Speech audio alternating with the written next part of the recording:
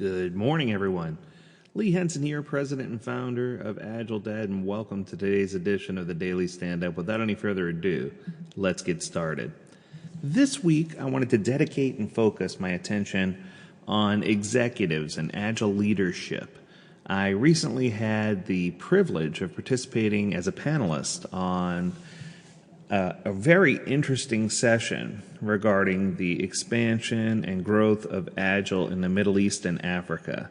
And what I can tell you is it was exciting to see all these people who are really vigorously approaching Agile and who wanted to know more and wanted to really dig their teeth in and get things done. And, you know, I know this word's been thrown around quite a bit, but I can see them as being disruptors in the market and seeing them creating new and exciting things here in the near future.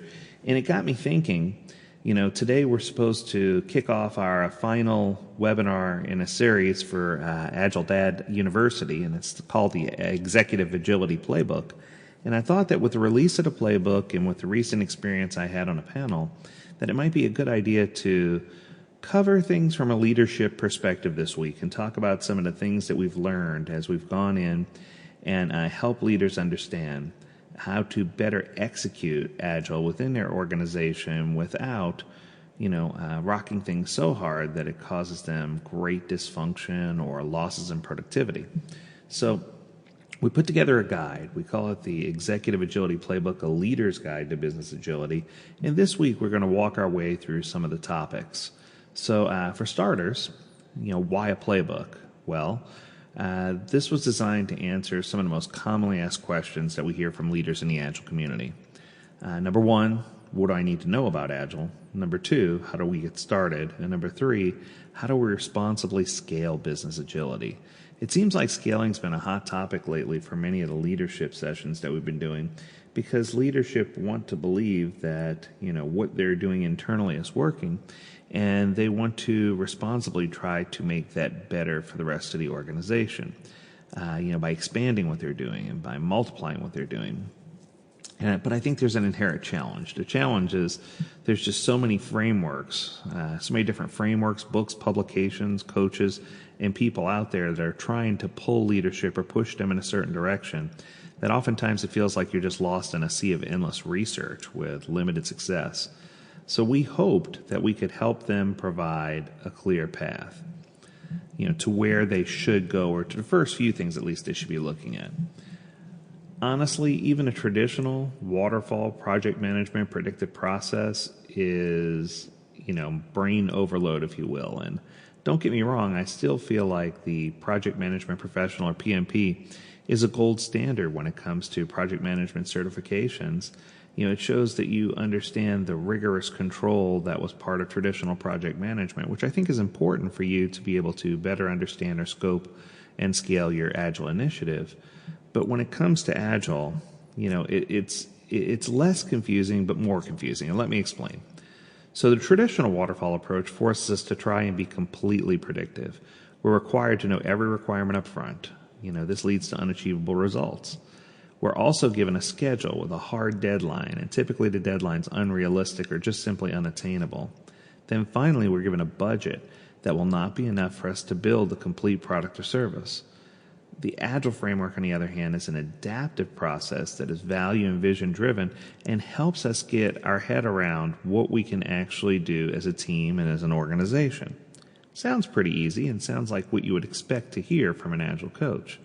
However, the Agile landscape, when you start looking at everything from Scrum to extreme programming to Cinefin, the Lean, the Kanban, the Cayenne, the Deming theory of constraints to feature-driven design, Cinefin, product development workflow, design thinking, human-centered design, dynamic systems development method, Crystal, the Mikado method. I could go on for days. There's so much, even a DevOps workflow.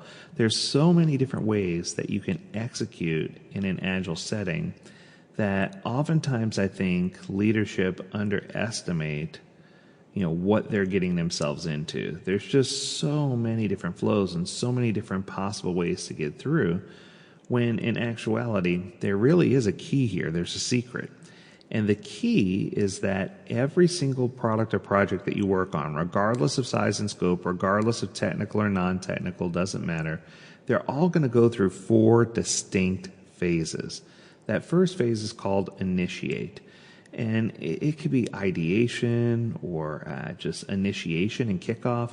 This is a good time for us to apply things like brainstorming and focal questioning and trying to figure out, our design process and just kind of get what we intend to do, out there so that we can make sure and validate that this is a good idea.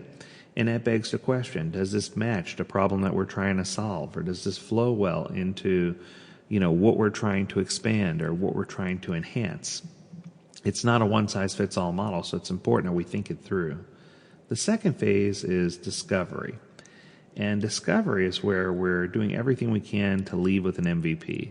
So this is where we clearly identify our targeted personas, do decision tree mapping, story mapping, or journey mapping, and trying to just lay out our product vision and strategy and make sure we clearly understand and it's in line with our, organizational vision and strategy, but also making certain that the content that we're considering maps correctly to what we're trying to do. And, there's several different techniques that you could use to get there, but I think we want to make sure that we're focusing once again on outcome and not output. And I believe that's the key to success here. If you're focused on outcome and on driving the best product or service, with as little output as possible to achieve the end goal that you're trying to achieve, I think it's going to make you wind up with a much stronger relationship with the end consumer and a much stronger product or service. Next, we should focus on delivery, our build out. And this is where we get to the finite details of what's in our product backlog. How are we going to approach the work? What techniques are we going to use? What meetings are we going to have? This is where we can focus in on the delivery aspects of the product or service. And then finally, there's a release phase, which is how are we going to get it out to our end consumer? And I think when you look at these 4 phases, if you will, of product design or project design and development, even though we may want to behind the scenes say that's heavyweight or that's a traditional waterfall process workflow, it really isn't. It doesn't matter which agile approach you use. Those 4 things still exist. That would be the same as saying that, we don't ever think of an idea. Ideas are just brought to us. Someone thought of that idea. So it's important that you understand that ideation does take place. I think the step that we skip the most is probably discovery, and that's where we're trying to discover the MVP and discover our target audience. I think we often overlook that and lean on subject matter experts to say, hey, we have someone internally that's been doing this for years. They really understand what's going on. And when we skip over that phase and make assumptions, that's where we become really, really hurt. That's where we start making mistakes, and that's where we start drawing in things that the customer really doesn't care about and redirecting our attention in a direction that's not the direction that we should be going. And then by the time we finally do get to delivery, we tell our teams, bring me a rock or bring me a shrubbery, and there's just so many different ways to do it, and there's so many different definitions that they get lost in the process of trying to deliver exactly what you're asking for, because they didn't take the time up front to make sure they had all the key ingredients necessary to make the recipe taste good. I don't care how good the recipe looks on paper. If you don't have all the ingredients and you're making constant substitutions, that recipe is just not going to turn out. And finally, I don't care how good you mix all the ingredients together. If you don't know what temperature to put it in the oven for, and you don't know how you're going to deliver it to your end consumer, you're not going to get very far. And this doesn't even take into consideration all the different scaling frameworks that people are trying to get out there, whether it's disciplined agile delivery, DAD, from PMI, or whether it's scaled agile framework or SAFe, large enterprise scaled Scrum or less, a Scrum at scale. There's just so many different models. The Nexus model from Ken. There's a ton of stuff out there. And I think what's happening is people are so dissatisfied with the delivery of what they're getting that they're starting to lean on scaling as a way to say, let's try to scale this end-to-end framework or process so that we can get our head around what we're trying to deliver, and so that we could deliver more often or more frequently, so that we can have an increased opportunity to inspect and adapt, which sounds really good when you say it that way.